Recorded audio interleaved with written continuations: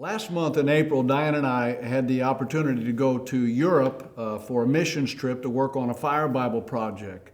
We were in Czechoslovakia, we were in Slovenia, we were in Austria. And anytime I go to Europe, I'm always amazed at how old the buildings are. Not just the architecture, which is extremely interesting to me, but how old the buildings are, how long those buildings have been there. And the reason they're still standing is not just because of the stone walls, it's because of the foundation they've been built on. And tonight I want to talk about two different kinds of foundations. In Matthew chapter 7, we have recorded for us the Sermon on the Mount, which was the greatest sermon that Jesus ever shared. And if you've ever read the Sermon on the Mount, and I would encourage you to do that, you will see that Jesus touches on some very practical and powerful points for all of us. He talks about that we are salt and light to this world. He talks about the importance of not judging other people, the importance of forgiving people that offend you so that your Heavenly Father forgives you. He talks about not being filled with worry and anxiety. And then at the end of chapter 7, he closes with a parable. Remember, we're talking about parables here on Wednesday night, and a parable is a simple story that illustrates a spiritual truth. The parable here in Matthew chapter 7 is a parable about two builders building on foundations and the importance of having a solid foundation in your life. So let's jump into it. Matthew chapter 7, verse number 24. Anyone who listens to my teachings and follows it is wise, like a person who builds his house on solid rock. Though the rain comes in torrents and the floodwaters rise and the winds beat against that house, it won't collapse because it's built on bedrock. But anyone who hears my teaching and doesn't obey it is foolish, like a person who builds his house on sand. When the rain and the floods come and the winds beat against that house, it will collapse with a mighty crash. I want to make just a couple of observations from the get-go tonight. In this parable, you've got two men who had the same vision and the same goal, and that was to build a house. Both men heard the same instructions. Both men faced the same storm. Both men built on a foundation, but here's the difference. One foundation was solid and dependable, and the other foundation was unstable and dangerous. So here we see Jesus talking about building a house, and a house is really a picture of our life. He uses a picture of natural construction to illustrate life construction. He's talking to us about foundations, and foundations aren't the same. Some are solid, some are dependable, some are like sand and very undependable. Here's what we need to understand tonight. All of us are building a house. That's right, we're all building a house. Now you may say, hold on, John, I'm not building a house. I bought a house. Or you may say, well, no, I rent an apartment, or I rent a condominium, or we live in a townhouse. No, you're building a house. Maybe not a physical house, but you're building a house. And here, building a house is a metaphor for how we build our lives. Building a house means we're building our life. It represents how we build our faith. It represents how we build our vocation, how we build our reputation. It represents our relationships, our family, our health, and the list goes on. Throughout chapter 7, Jesus taught by using comparisons. You know, he was the master teacher. And in chapter 7, again, I would encourage you to read chapter 7, talks about two gates. He's teaching by comparison. Two gates, one narrow, one wide. Talks about two trees, one bearing good fruit, one bearing bad fruit. Here, in this parable, he talks about two builders, one wise, the other foolish. Two foundations, one stable, the other unstable. What he's telling us is that life is all about making the right choices. Think of that, making the right choices. You know, I remember when we built this building, I would come down to this big piece of property every day, and I remember when they dug the hole for the foundation. It was humongous. I mean, we got this massive hole, and then they bring in all the fill dirt and they let it set and they pack it down, and then they begin to form the footers and pour the concrete footers, and then they form the concrete floor. They pour it with concrete, and they reinforce it with steel rods. Now, it would have been foolish for us to just come in here and start standing up walls on sand, because that's what Florida is. It's sand.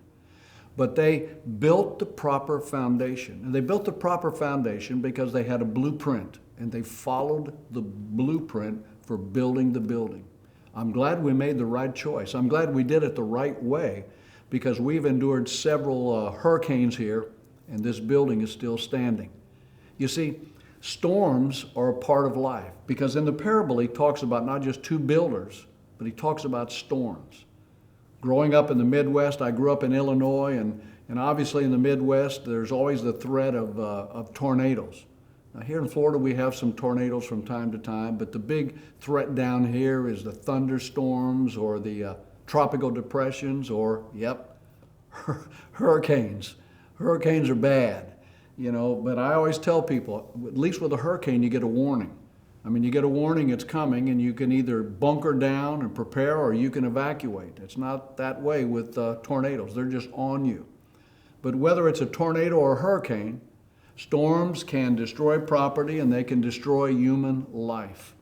And that's why it's important for us to have a good foundation. In biblical times, or in the Bible, storms are indicative of times of difficulty, turbulent times in life, painful times in life, difficult, challenging seasons in life, like when we lose a job. That's a storm. Going through the storm of losing a home, the storm of divorce, the storm of dealing with rebellious children who are rebelling against you, or maybe even rebelling against the things of the Lord. The storm of experiencing the death of a loved one, or maybe a serious health diagnosis. Storms are a part of life, and storms aren't always weather related. Sometimes they're spiritual and physical and emotionally related. I know you know what I'm talking about, because if you've lived long enough, you've gone through a storm. You've gone through a storm. I like to say it this way: there's three people in life. It's people who have just survived a storm, it's people who are in the middle of a storm, or it's people who are soon to be hit by a storm. Now you may say, well, that sounds negative. No, storms are just a part of life. But storms reveal the foundation of our life. They reveal who we are. They reveal what we have built on. I believe the two houses in this story appeared in the natural or in the physical to be stable. You can drive around and look at different houses, and houses can be different. They look stable, but you never know how stable they are until a storm comes along. I think the houses in this story were probably strong looking and comfortable looking and maybe even spacious looking. On the surface, everything looked great. But under the surface of these two houses that Jesus talked about, problems were exposed. It was a foundational issue. And so it is with people. We can appear to have it all together until the storm comes. We can appear to have a strong faith until the storm comes. We can say we love Jesus and we trust God with all of our heart, mind, soul, and strength, and all of a sudden a storm comes into our life.